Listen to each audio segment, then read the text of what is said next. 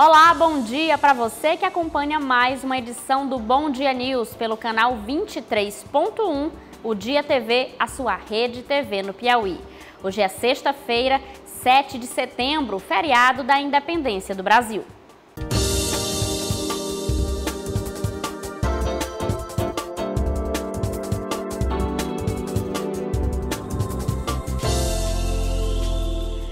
E o Tribunal Superior Eleitoral já decidiu que travestis e transexuais poderão utilizar o nome social no título de eleitor, já a partir dessas eleições. Mas a procura pela mudança foi considerada muito baixa. Eleitores transexuais e travestis terão seu nome social impresso no título de eleitor pela primeira vez nas eleições gerais deste ano. A decisão é inédita e garantida desde 19 de abril, quando o Diário de Justiça Eletrônico do Tribunal Superior Eleitoral publicou portaria que dispõe sobre o assunto. Foi uma decisão bem recente do TSE, não é especificamente do TRE Piauí, é uma decisão que foi para o país todo. O TSE, em abril, decidiu acatar o nome social, e aí uma portaria conjunta do presidente do TSE com o Corregedor-Geral da Justiça Eleitoral, eles autorizaram o cadastramento do nome social dos eleitores Brasil afora. Apesar de toda a campanha da Justiça Eleitoral, o Piauí é o estado do Nordeste com o menor número de eleitores com nome social no título. Dos mais de 2 milhões de eleitores que o Piauí possui, apenas 64 vão poder votar nestas eleições com nome social no título. A porcentagem desse valor não chega a 0,02% do eleitorado do estado. O funcionário do Tribunal Regional Eleitoral do Piauí acredita que a procura foi baixa por conta do prazo. O nosso cadastro eleitoral ele encerra o atendimento em maio, 150 dias antes da eleição. Os eleitores não tiveram tempo hábil de se cadastrar, foi apenas um mês. O cadastro para a inclusão do nome social no título de eleitor reabre dia 5 de novembro para novos processos.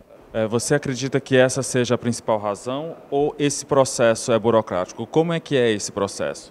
Olha, ele vai até o cartório eleitoral levando a documentação dele, a identidade, inclusive ele não precisa ter registrado o nome social dele, por exemplo, na identidade civil dele.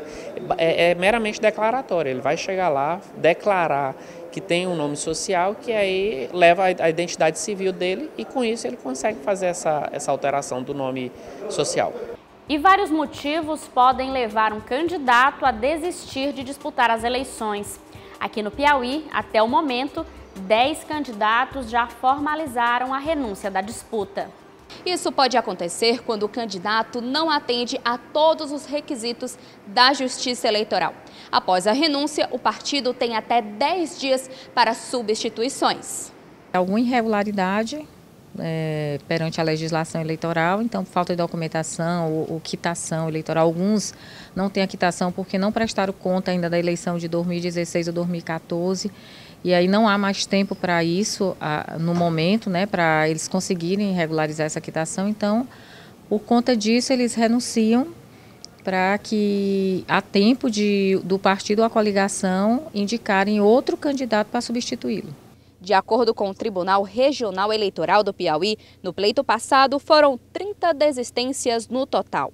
Ele pode renunciar a qualquer tempo, agora a substituição ela só pode ser feita até o dia 20 de setembro, 10 dias depois do fato que ocorreu, que ocasionou essa vaga para a coligação, o partido, ou o prazo fatal do dia 20 de setembro. E para a alegria dos teresinenses, a previsão é de mais chuva durante a manhã de hoje. Confira a previsão do tempo para esta sexta-feira. Para quem viaja para o litoral, em Luiz Correia, sol com nuvens. A máxima é de 34 graus e a mínima de 24. Em Parnaíba, a máxima é de 35 e a mínima de 25. Em Floriano, chove pela manhã, com a máxima de 32 graus e a mínima de 23. Em Teresina, a boa notícia é que também chove pela manhã. A máxima é de 35 graus e a mínima de 23. E nesse 7 de setembro, a gente traz uma reportagem especial sobre a visão dos portugueses do processo de colonização e independência do Brasil. Na versão portuguesa, há um silenciamento dos conflitos e a independência é vista apenas como resultado do processo de organização política e administrativa promovida por Portugal. É o que você acompanha a partir de agora em uma reportagem especial da nossa correspondente internacional, Elisângela Carvalho. Os ameríndios, índios da América, que viviam no território mais tarde chamado Brasil, eram relativamente poucos. Estavam organizados em tribos e não conheciam a agricultura nem a vida sedentária. Viviam da caça, da pesca e dos recursos da floresta. Praticavam poligamia, cada homem podia ter várias mulheres, e muitos deles o canibalismo, ou seja, comiam carne humana, sendo as suas vítimas os seus inimigos ou os elementos da tribo que cometiam algum crime. Andavam nus, embora se enfeitassem com penas de aves e pintassem a pele. Além disso, acreditavam em espíritos benignos e malignos e veneravam seus antepassados. O relato acima foi extraído de um livro didático de história utilizado atualmente nas turmas de 8º ano em diversas escolas portuguesas. Nele, a colonização brasileira é apresentada a partir do contributo português ao desenvolvimento do Brasil e silencia os conflitos inerentes ao processo de colonização. A doutoranda em História na Universidade de Coimbra e pesquisadora brasileira, Marcela Heráclito, observa que a utilização de materiais didáticos com essa perspectiva contribui para a manutenção do mito do bom colonizador, ainda vivo na narrativa histórica portuguesa. Para eles, Portugal levou a civilização para o Brasil, porque senão iríamos ser como os índios daqui, sem cultura, vivendo na selvageria, sem uma estrutura organizada de Estado, sem religião.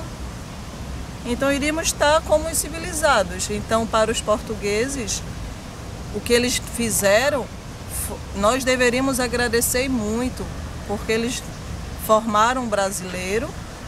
E outra coisa, quando eles falam isso, eles não colocam nem as características indígenas e africanas que formam de fato o povo brasileiro, essa miscelânea de todos, mas os portugueses ocultam isso, então dizem que eles formaram o brasileiro e por isso que nós temos que agradecer. A falta de problematização do processo de colonização e seus conflitos é perceptível também na maneira como a independência do Brasil é ensinada nas escolas.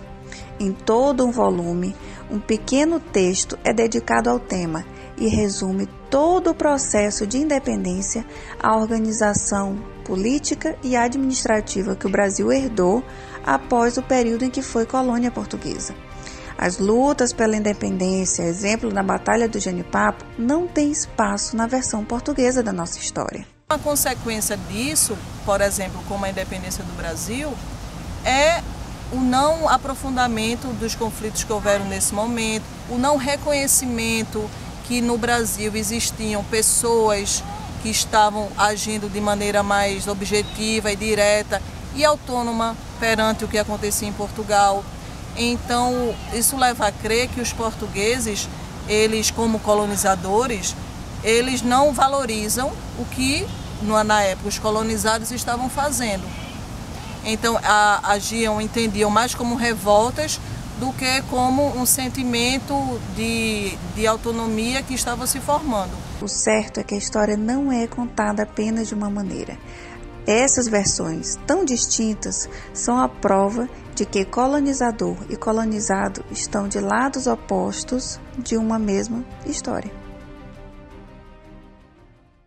E no próximo bloco você acompanha a continuação da nossa série de entrevistas com os candidatos ao Senado. O entrevistado de hoje é o jornalista Genival Oliveira, que concorre a uma vaga pelo PSC. A entrevista foi conduzida pela jornalista Maiara Martins. Não saia daí!